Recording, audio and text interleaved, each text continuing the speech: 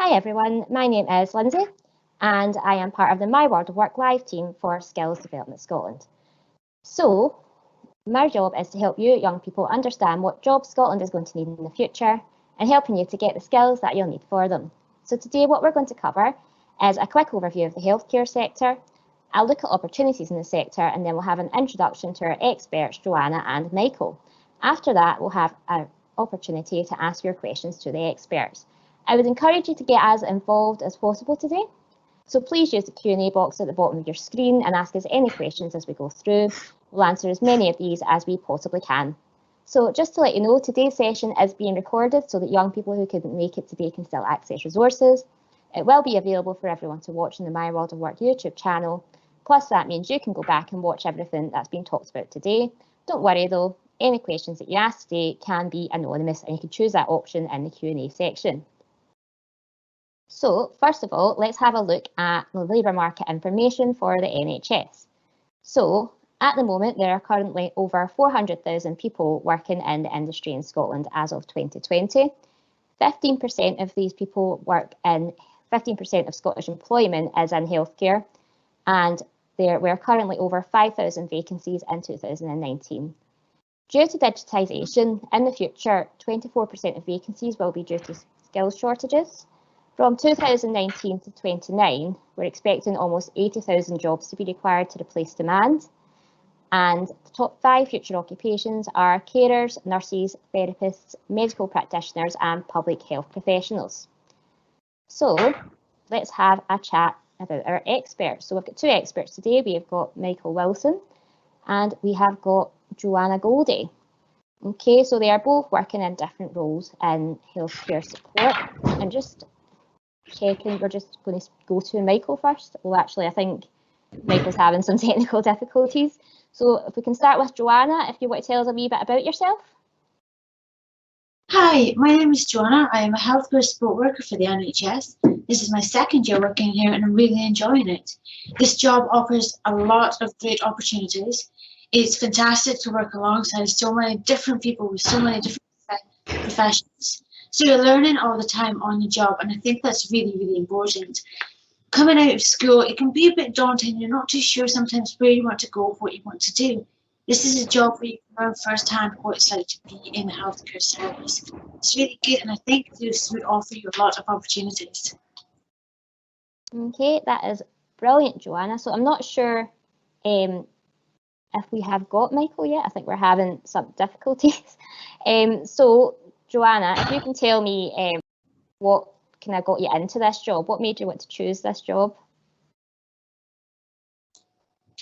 Well, to be honest, I used to work at the cooperative food store and I love interaction with people. I like working with the public and I love working with the people I do. It makes me feel nice to be able to speak to them, to be able to kind of ask them how they are, what are they up to, what are they doing. I love interaction with people.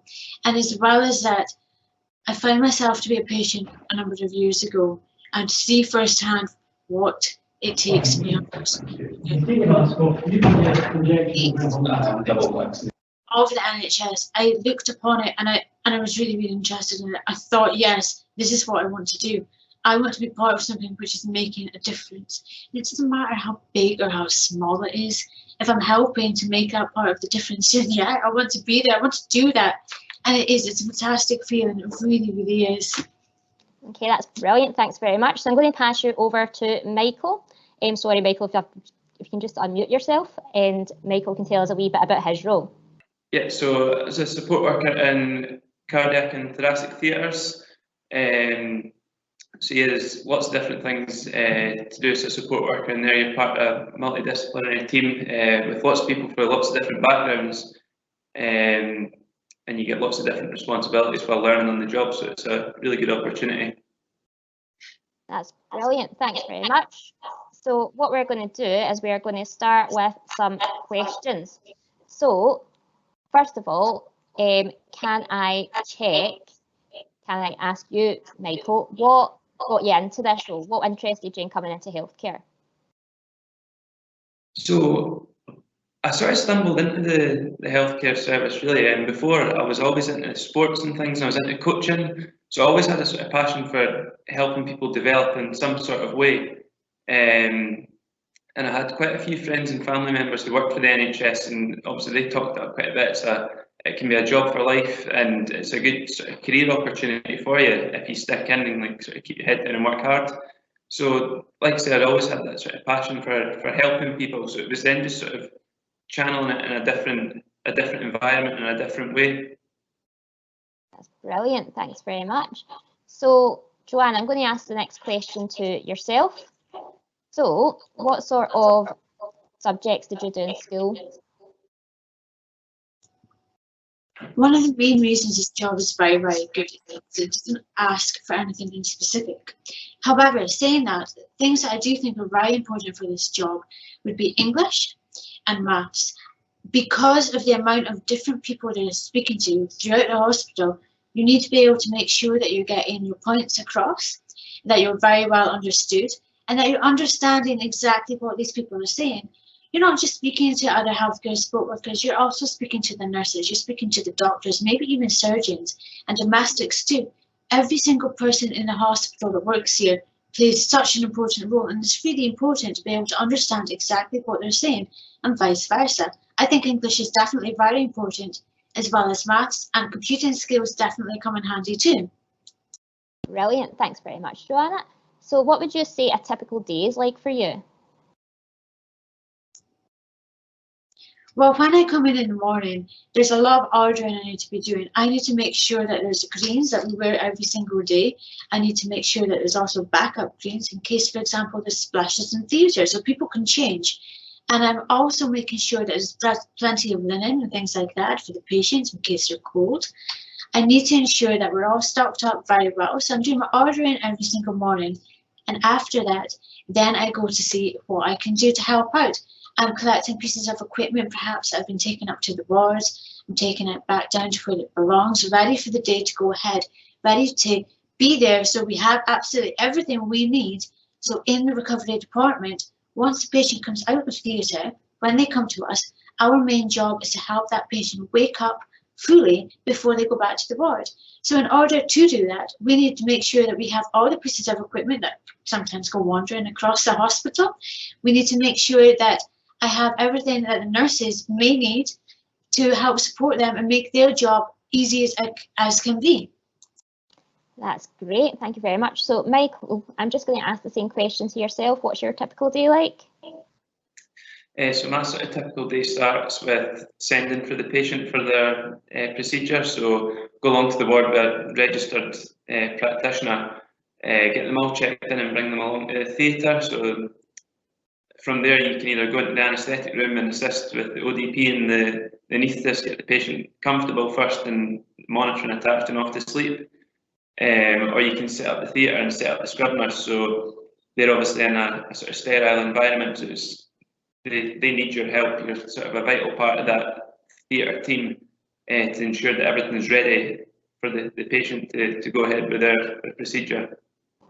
Okay, that's great. So another question we've got here, I'm going to put this one to you first, Michael. So what's the best thing about your job and the most challenging thing?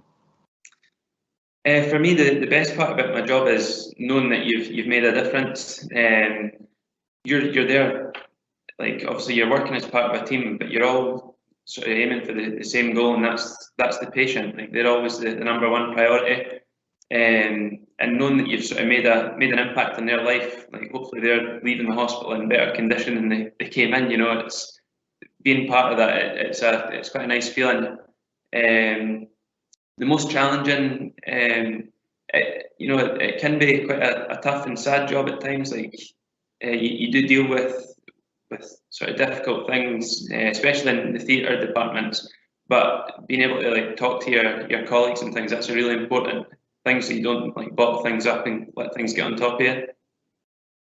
Okay, that's brilliant. That's really interesting.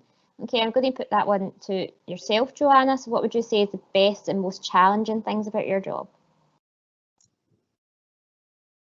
Okay, for the best parts of my job, I agree with Michael. I think it's making that bit of a difference. It's making It's ensuring that you're doing everything you can to not just help the nurses, but obviously to help the patients.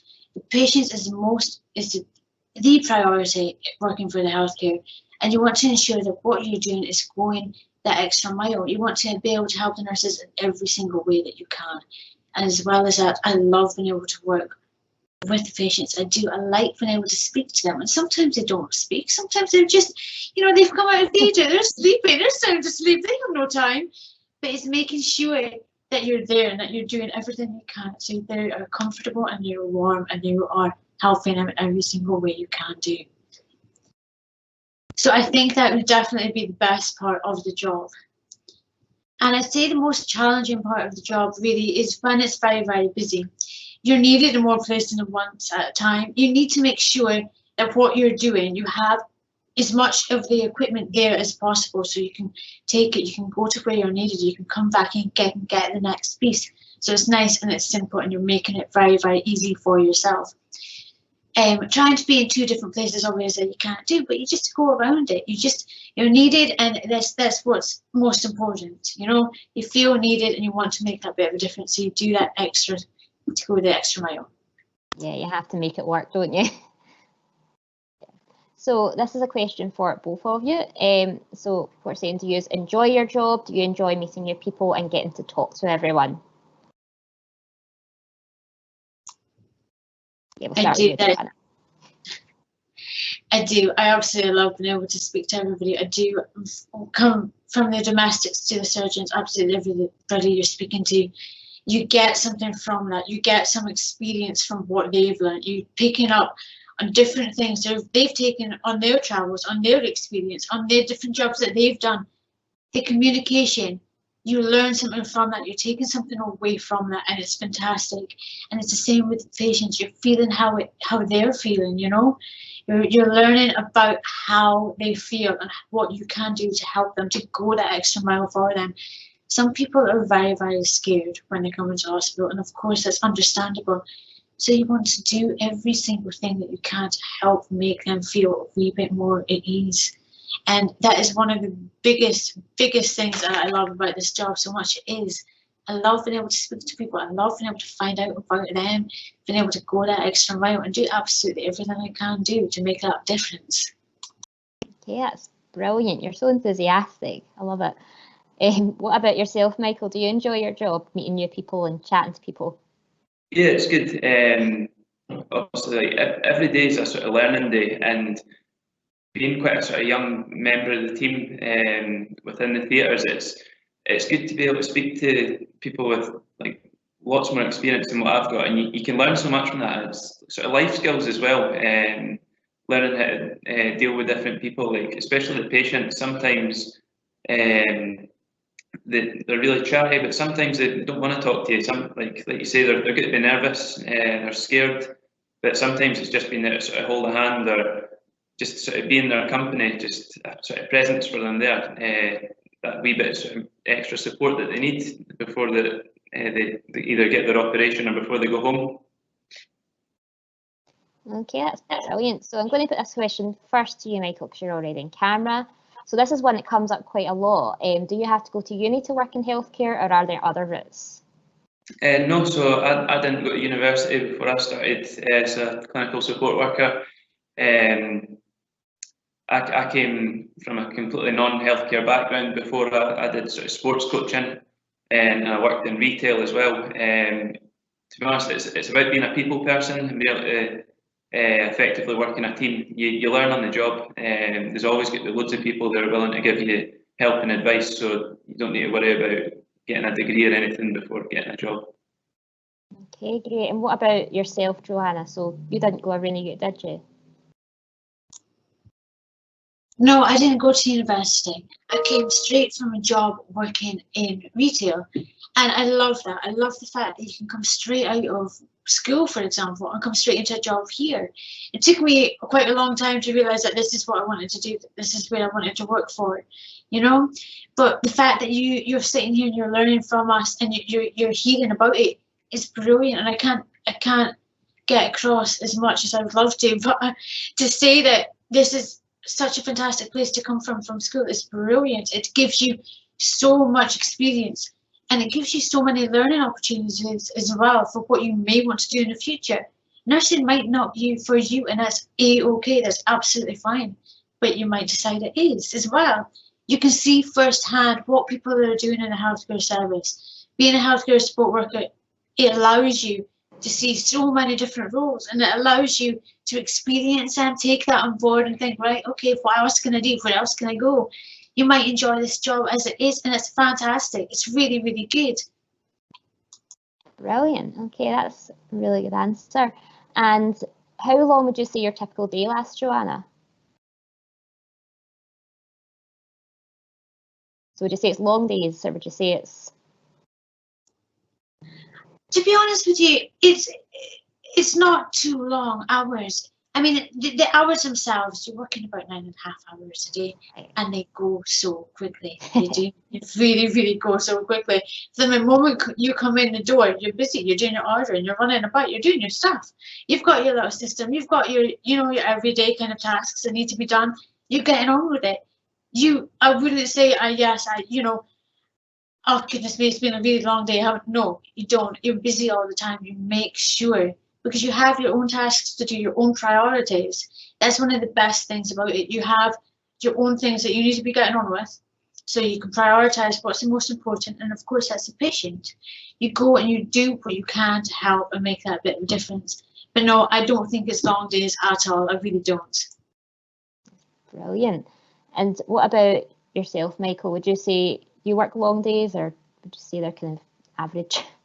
No, so in cardiac and thoracic, it's long days, but you're 3.5 days a week, and that's your working week's done. That I remember when I first started, I was like, oh, that's amazing, because cause you're 11 hours for a long day, but I mean, there's also sort of scope to get away early if you're finished early. So if you sort of work hard and get everything that needs to be done and it's done, there is like opportunity to get away early, but you don't notice the time really.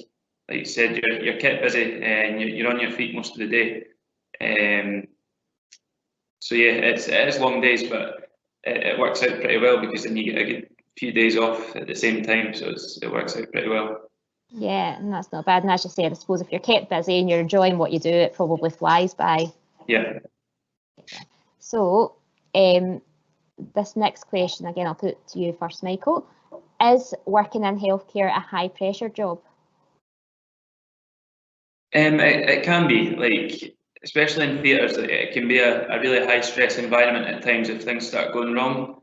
But that's, for me as a young person, that's when I look to my more experienced members of staff, like within the team, for guidance or for help. And it does help. I mean, there's people that you work with who just seem to be unfazed by anything because they've been there, they've done that. And that's the sort of level that you want to, for me, that's what I want to get to at some stage. Like, I want to be that sort of person that somebody looks up to for a bit of guidance. And it does work. It's like what I was saying earlier about being able to talk to people. And if you're worried or concerned about something, there's always going to be somebody to help sort of put your mind at ease. Brilliant. Okay, that's a really good answer. And what about yourself, Johanna? What would you say? Would you say it's quite high pressure in your role? I wouldn't say it's too high pressure, no. I'd say the busier you are, the more you're needed. And yes, okay, you can sometimes get a wee bit stressed perhaps because you're needed, and you have different things to do, you have to run about getting them.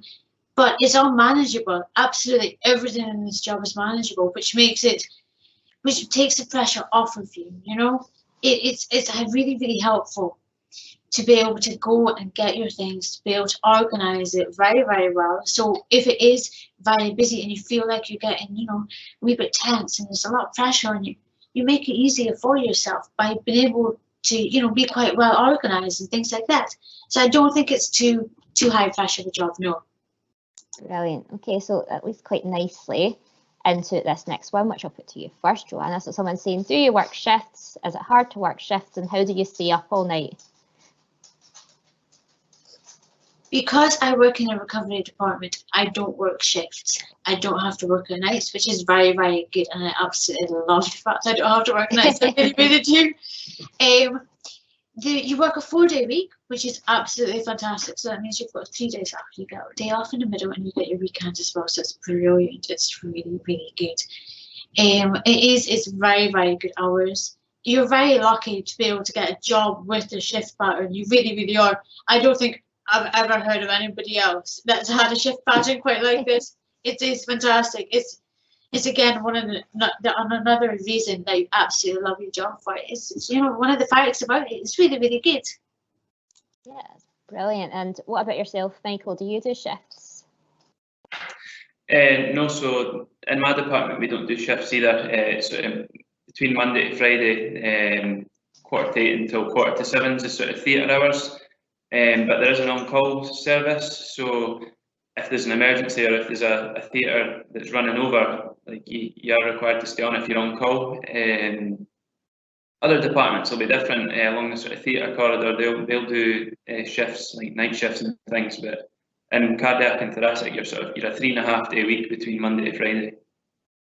Yeah, that's good to know. It's quite interesting, I suppose, how different departments and how different roles can vary on the shift patterns. Okay, and this next question I'm actually just going to put directly to you, Michael, because it's coming especially for you. Do you see lots of blood in theatre? Yes, you do. It can be messy at times, but it usually is all sort of pretty controlled. But I mean, when I first started, like I'd never worked in healthcare before, and I don't know if it was strange or not, but I was just fascinated by sort of like the inside of a human body. You know, Wow. if you've seen it before. Like my first day, I got taken around the top of the table, and you're seeing like a person's heartbeat, and it's unbelievable. But yeah, things can, like I said earlier, things can go wrong sometimes, and you need to sort of be on the ball and ready to help and get things sorted. Yeah, it's brilliant. So we're going to pass over to you, Johanna, for this next question. And someone's asking, pretty similar actually, what is the scariest thing about your job? The scariest thing about the job? That I have to say that is a very good question. To be honest with you, I think it's when you're seeing patients who are having difficulty waking up. I think that's a bit nerve-wracking. You're not too sure what's going on exactly. And it can be a bit worrying to see that firsthand. You're not 100% sure. You're not too sure what you can do to help. You want to be able to, and of course you're doing everything you can to support the nurses and getting everything they need. But perhaps they're having a wee bit of difficulty and taking slightly longer to waken up, or maybe they're having a wee bit of problems breathing when they're waking up. And that can be quite scary to see in terms of. However, it's also fantastic to see absolutely everything that the nurses are doing to help, put them back to their full breathing ability and to make sure that they are okay.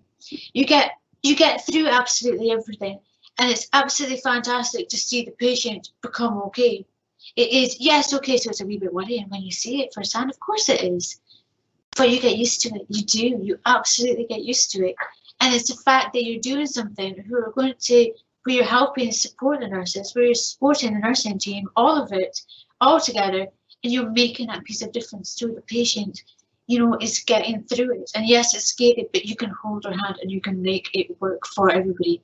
You can get that across to them, and you can make them feel at ease as well. Yeah, that's brilliant. So what about yourself, Michael? What would you say is the scariest thing? For me, the sort of scariest thing that I've came across before is we had a patient who was in the anaesthetic room getting put off to sleep for their procedure, and they took an allergic reaction to one of the drugs, went into anaphylactic shock, and that was one of the first times that I ever had to do CPR. So that's like a complete eye-opener, seeing something like that, but it's an experience that I won't forget, and it's an experience that I've now learned from, and maybe not acting quick enough before. If it was to happen again now, I'm ready, and it's all experience. But yeah, it can be quite frightening, especially your first time seeing something like that happen. Yeah, I can imagine that'd be really scary. And this one, again, I'll put it to you first, Michael. Is it difficult to deal with people? It can be, yeah. Some people are lovely, and that's sort of staff and patients, members of the public. Like some people are really easy to talk to, and you can get on with them fine. But some people can be quite difficult. I've had patients before who have been really quite stubborn and almost almost sort of aggressive, but that's a nerves thing, you know. It's at the end of the day, they're scared, they're in hospital, and they don't want to be there, you know. It's you're there sort of to help them and make a difference. So sometimes you've just got to sort of take that wee step back, give them a minute or so, and you know, do your best to sort of offer them help. Yeah, that's good. And what about you, Johanna? Would you say it's difficult to deal with people? I wouldn't say so. I think you learn all the time from this. You do. Every single person will be slightly different to deal with. Every single person. And that goes for staff, that goes for patients, everybody.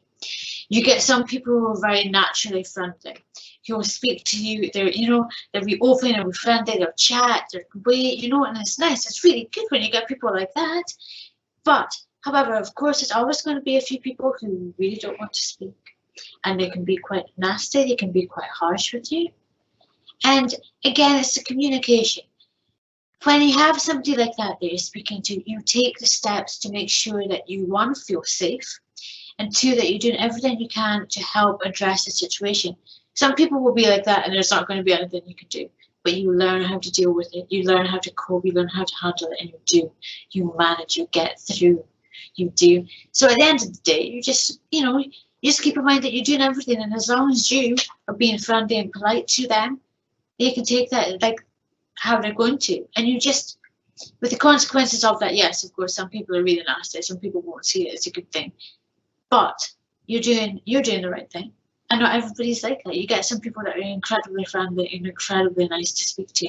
And it makes the job easier. It does. Really, really does. Yeah, that's brilliant. That's a really good answer. And so this next one I'm going to ask you first, Johanna. What is the worst thing about your job that you've ever had to do? Sorry, that's completely taking me off. The worst thing in this job that I've ever had to do, to be honest with you, I don't really think there's something specific that springs to my mind. I like it. It's all experience. You're always learning from it. Whether you're really, really into something and you love it, or maybe it's something that you're not too keen on doing. But either way, I wouldn't say there's anything in particular that I, can't stand or that I hate. Yeah, it's good because you obviously really enjoy your job. So it's good that you actually can't name a worst part. I'd say that's probably quite a good thing. And what about yourself, Michael? Do you have a worst part of your job? Yeah, to be fair, like when you're working in the theatre environment, there's obviously aspects of it that can be out with your control. Like say, if something goes wrong, like dealing with like grief and stuff, it can be quite difficult. It's not a nice thing to sort of work through.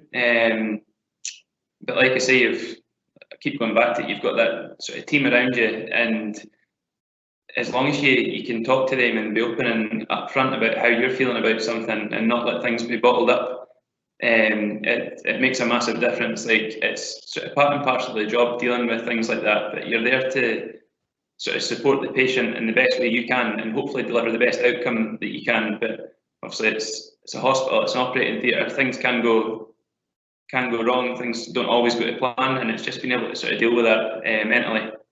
Yeah, and I suppose, as you said, it's always a kind of learning experience, isn't it? Like, yeah, it might be scary the first time, but second time you're kind of a bit more prepared. So we're getting loads and loads of questions in. I'm going to ask this next one to you first, Michael, and it is, how do you deal with the emotional side of working in healthcare? Yeah, so pretty much like what I've said before, being able to talk to your peers. It's actually working in theatres. It's really good fun and it's a good laugh, and you have a bit of banter with your colleagues and stuff. But like I say, things can be difficult, and it's just being able to talk to somebody and not let things bottle up inside. So yeah, it's usually pretty good though.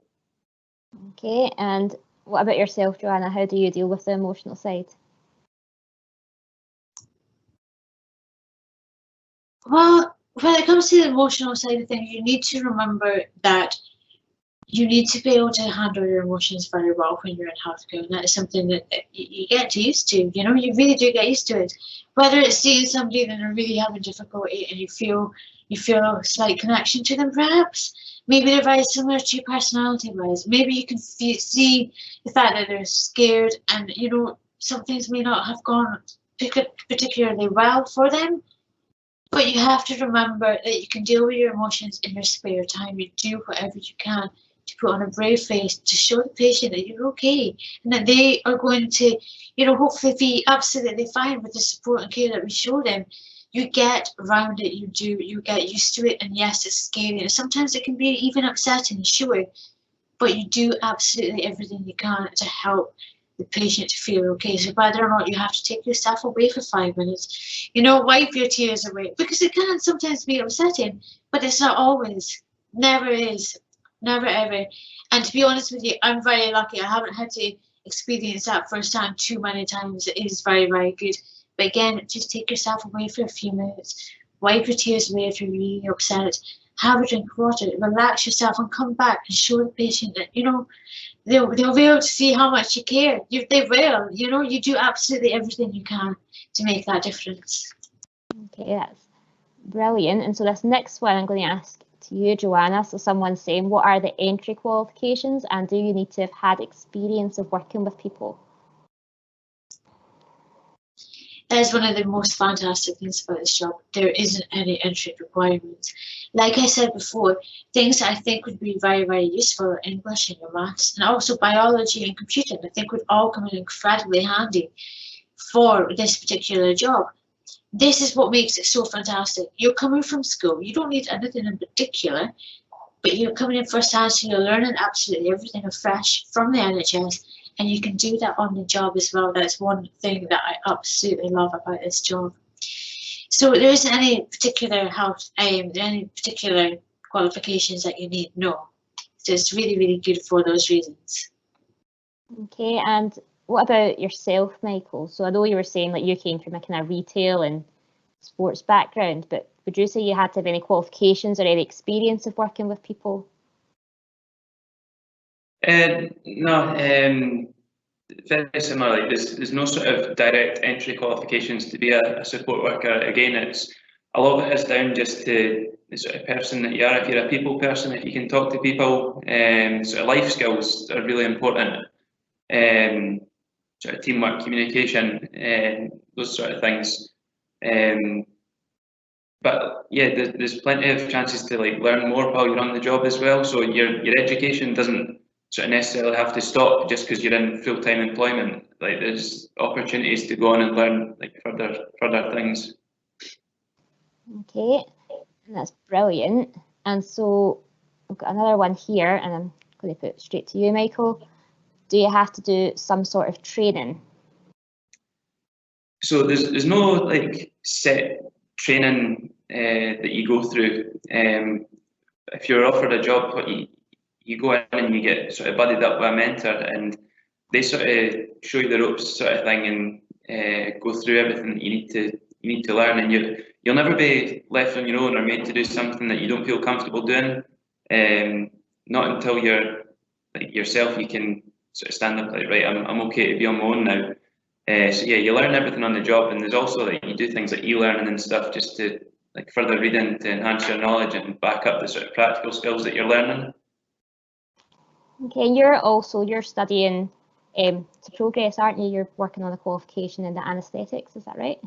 Yeah, so I'm training to be an ODP at the moment. So yeah, assisting in the sort of anaesthetic room, learning how to scrub up with the surgeons and things. Yeah. Okay, and just for the audience, ODP is Operating Department Practitioner, in case anyone doesn't know. So that is brilliant. So what about you, Johanna? Did you have to do any sort of training? You have to do some training, but it's very basic kind of training that every single person in the NHS has to do.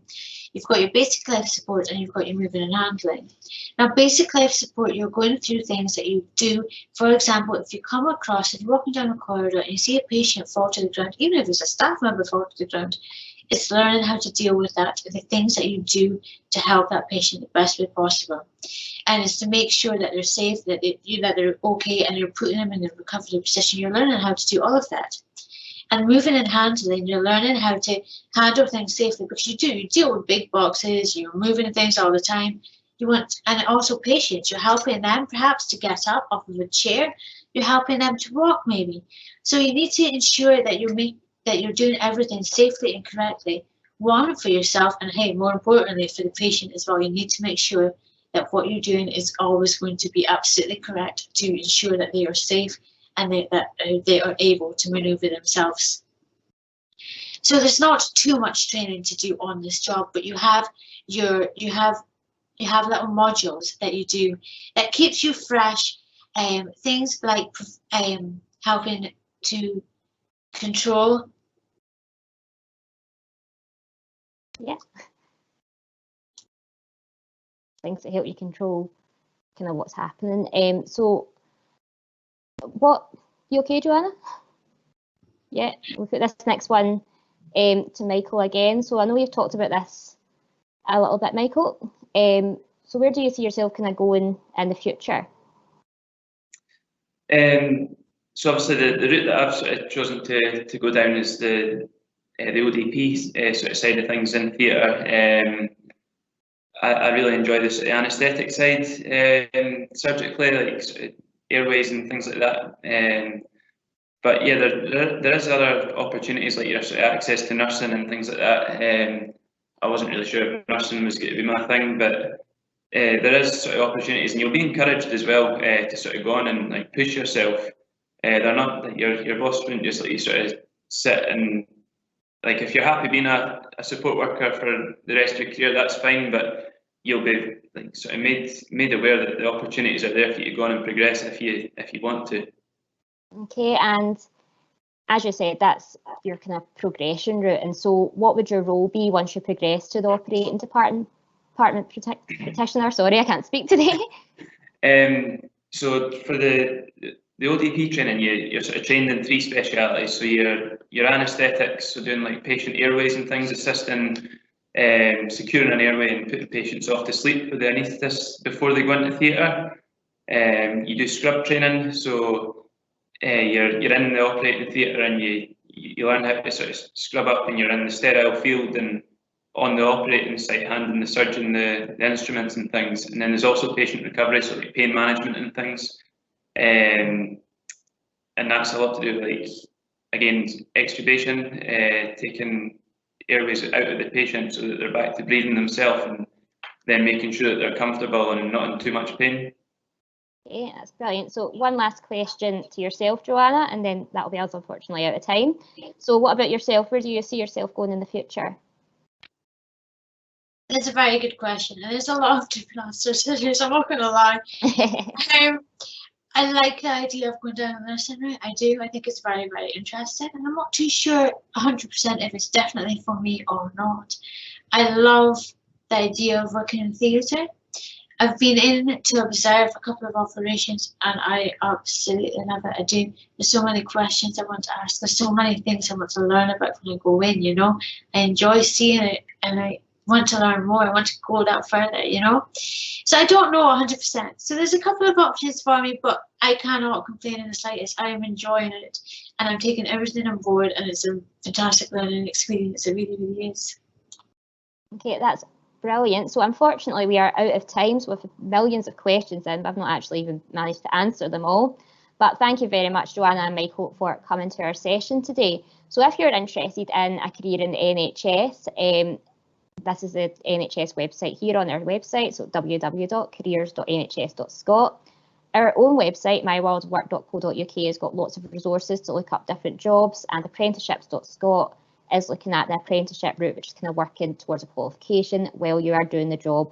And these are some other roles within the healthcare sector. So thank you very much again to Johanna and Michael. That has been brilliant. It's been really informative. And thank you to everyone who has joined on the session as well. Bye.